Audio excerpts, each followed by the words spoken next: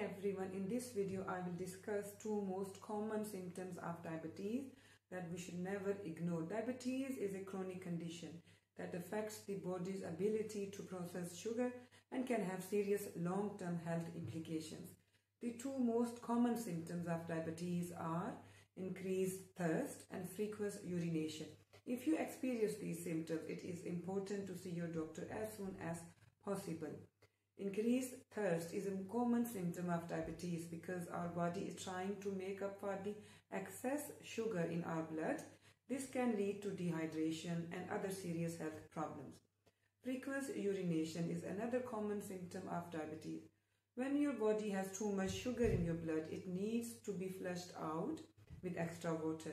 This can lead to more frequent trips to the bathroom.